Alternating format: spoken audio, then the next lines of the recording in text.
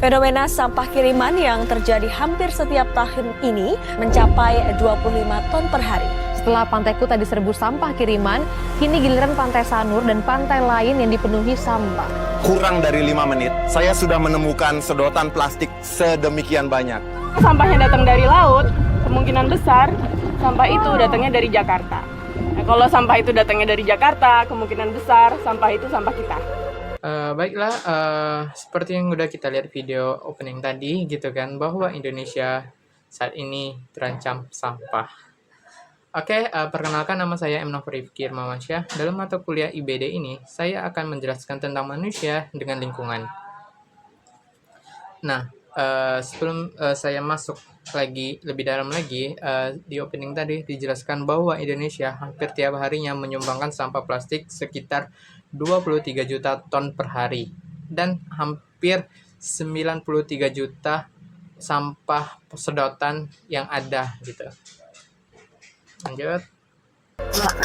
Oh man, it's freaking strong. That's plastic.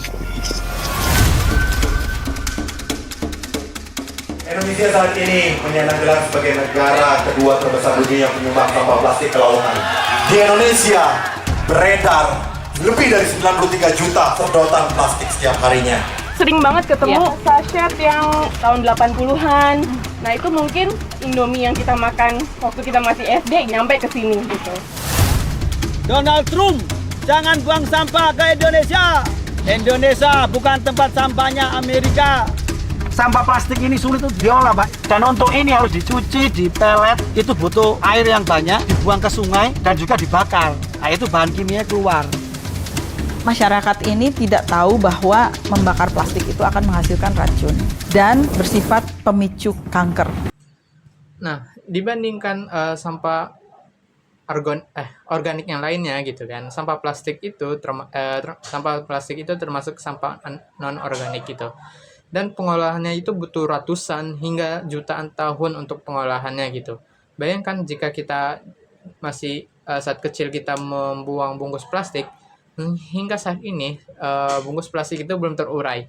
Itu masih dalam bentuk plastik. Dan begitu juga sampah plastik lainnya gitu. Dibandingkan yang sampah kertas, kayu, atau tumbuhan-tumbuhan yang lain, itu emang mudah terurai gitu kan, dibandingkan sampah plastik, kaleng, dan lain-lainnya gitu.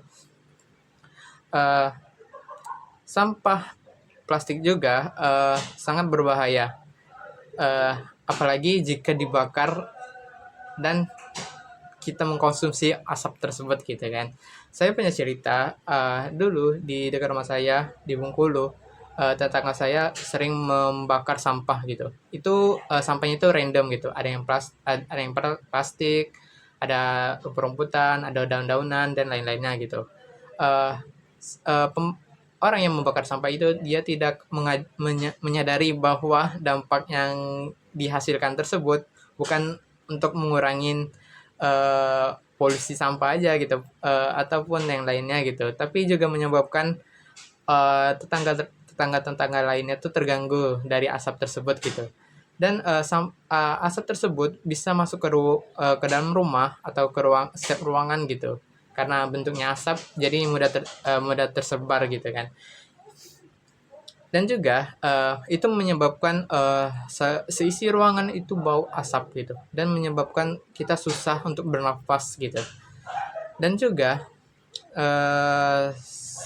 sampah plastik itu yang jika dibakar itu memicu terjadinya kanker. Itu sangat berbahaya. Apalagi kita yang masih muda gitu kan, masih anak-anak gitu.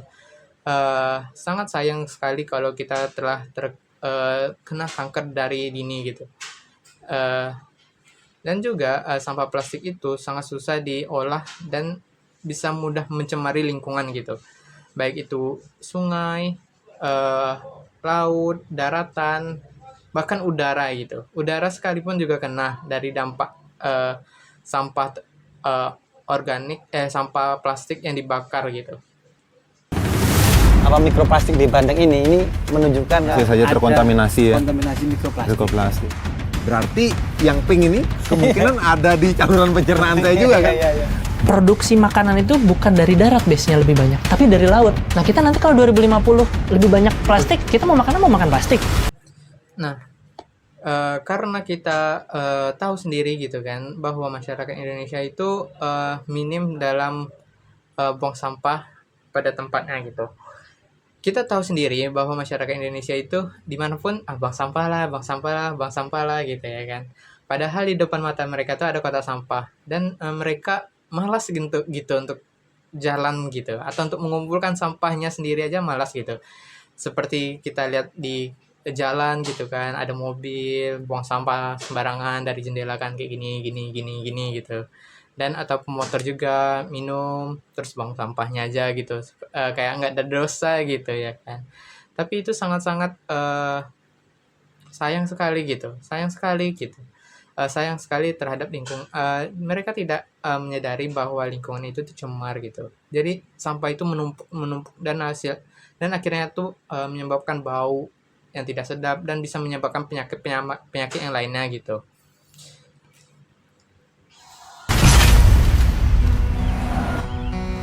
Bali kemarin kan sudah mengeluarkan regulasi tolak tas kresek, tolak sedotan plastik, dan tolak penghasil styrofoam. Nah, kita ingin merayakan ini dan membawanya ke level nasional.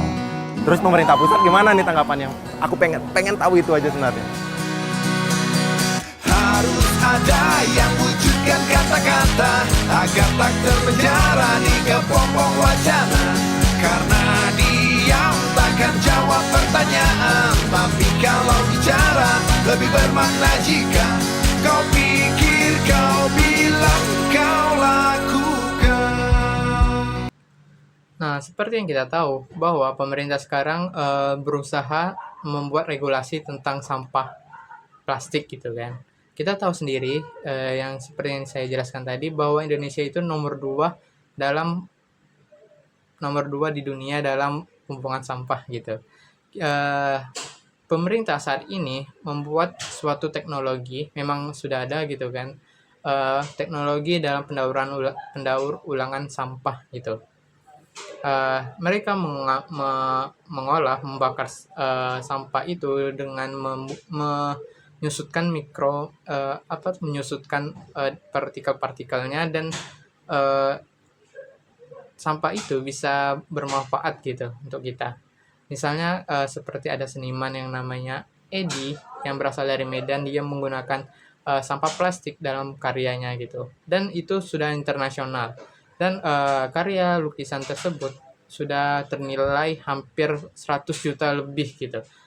Dan bisa kita bayangkan gitu kan, bahwa daripada kita membuang sampah sembarangan atau membuang sesuatu pada tidak di tempatnya gitu ya kan, kita bisa memilih atau mengolah sampah tersebut gitu.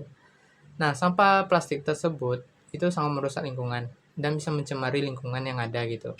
Kita mengkonsumsi air, kita nggak tahu loh di air itu ada bakterinya atau enggak gitu kan, atau makanan baik itu di darat maupun di laut gitu, kita nggak tahu hewan tersebut makan plastik atau enggak gitu. Apalagi yang di laut gitu kan, yang kita lihat ada penyu yang tersumbat sedotan, ada ikan yang nyangkut di jaring-jaring nelayan dan lain-lainnya gitu. Itu sangat berbahaya. Nah, dari saya mungkin saya bisa menyampaikan kepada Anda semua bahwa sampah setidaknya kita mulai dari diri kita sendiri gitu. Kita ambil sampah kita buang sampah kita pada tempatnya gitu.